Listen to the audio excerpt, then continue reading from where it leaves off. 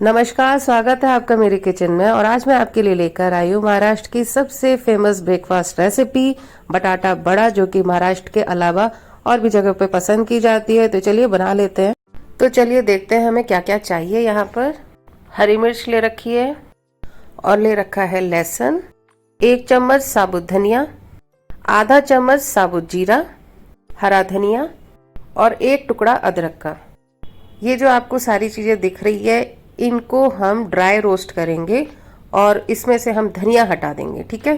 तो यहाँ पे मैंने ले रखे हैं 2 उबले हुए आलू और इन आलूओं को मैंने मैश करके रखा हुआ है, और थोड़ा सा बारीक कटा हरा धनिया और बेसन। चलिए अब इन सब चीज़ों को हम ड्राई रोस्ट कर लेते हैं। तेल का इस्तेमाल बिल्कुल नहीं करेंगे, सब चीज़ों को हमें ड्राई रोस्ट करना है। और थोड़ी सी हींग डाल करके इसे हल्का सा रोस्ट करेंगे और ये तैयार है। चलिए इसे ठंडा करके पीस लेते हैं। जो मिक्सचर है वो तो हो गया ठंडा, अब चलिए पीस लेते हैं उसको। और पानी का इस्तेमाल बिल्कुल नहीं करेंगे हम इसमें। तो हम इसमें धनिया और सारी चीज़ें एक साथ डालेंगे और पीस लेंगे।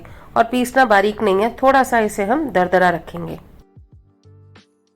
तो ये पिस गया, पानी का इस्तेमाल हमने बिल्कुल भी नहीं किया है और करना भी नहीं है।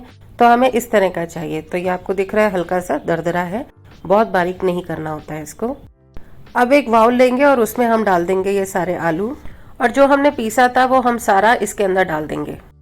1 चम्मच सूखा धनिया, स्वाद के अनुसार नमक, आधा चम्मच आमचूर पाउडर और बहुत थोड़ी सी यानी चुटकी भर हल्दी, बारीक कटा हुआ हरा धनिया, और अगर आपको कम पसंद हो तो आप कम डाल सकते हैं।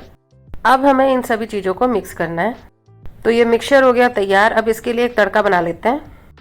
थोड़ी सी राई और कुछ कड़ी पत्ते, और साथ में हम डालेंगे बहुत थोड़ा सा तेल।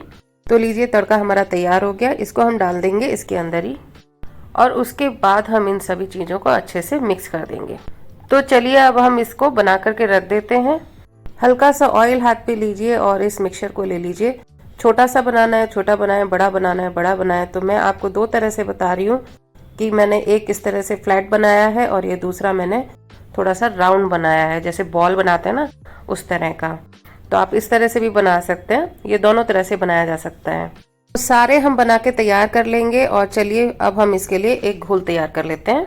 एक बाउल लेंगे और उसमें हम डालेंगे 2 कप बेसन और 1 चम्मच चावल का आटा और बहुत थोड़ी सी हल्दी, आधा चम्मच लाल मिर्च पाउडर और स्वाद के हिसाब से नमक, लेकिन ध्यान रखिएगा कि स्टफिंग में भी नमक है।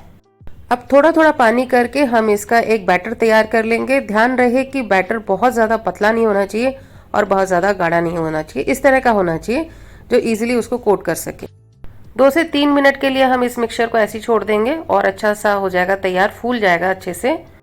तो ये भी हमने बना लिए और घोल भी हमारा तैयार है। तो क्यों ना फ्राई कर लें। तो चलिए फ्राई कर लेते हैं फिर। तो जैसे ही हम इसे फ्राई करने जाएंगे तो उससे थोड़ी देर पहले ही हम इसके अंदर डालेंगे थोड़ा सा खाना सोडा, और इसको फिर एक ही दिशा में लगातार घुमाते रहेंगे, और 1 चम्मच एकदम गरम तेल। अब इसे अच्छे से मिक्स करना है हमें। तो ये तेल हमारा तैयार है फ्राई करने के लिए। चलिए फ्राई कर लेते हैं इसको। अब आपको हाथ गंदे करने की ज़रूरत नहीं है, बस चम्मच की सहायता से इसको इस तरह से करेंगे और उसके बाद फ्राई कर लेंगे। तो सारे हम इसी तरह से फ्राई करेंगे।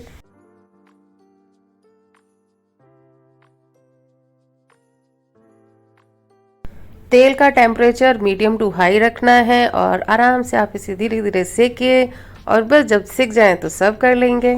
मैं इसके साथ कुछ काट के हरी मिर्च डाल रही हूँ, क्योंकि वो इसके साथ खाने में अच्छे लगते हैं। काट के डालना, साबुत में डाल देना। तो बस लीजिए ये भी हमारे तैयार हो गए। अब चलिए बाकी के सारे सेक लेते हैं और फिर गर्मा गर्म इंजॉय करेंगे। अब आप तो नहीं कर सकते, तो आप बनाइए, खाइए और फिर आप इंजॉय कीजिए गर्मा गर्म। तो बस देर किस बात की, ध्यान रखेंगे मसाला आपके अपने हिसाब से होना चाहिए। स्वाद तो हमेशा सबका अपना होना चाहिए ना। तो ये देखिए परफेक्ट सिका है, और जो बेसन की लेयर है वो भी बहुत ज़्यादा मोटी नहीं है, और आपको दिख रहा होगा जालियाँ परफेक्ट बनी है। और अगर आप कुछ पूछना चाहते हैं तो वो भी पूछ सकते हैं, मैं आपके प्रश्नों का जवाब जरूर दूंगी। और बस ऐसे ही मेरे चैनल के साथ बने रहिए। आपका मेरा चैनल देखने के लिए बहुत बहुत शुक्रिया।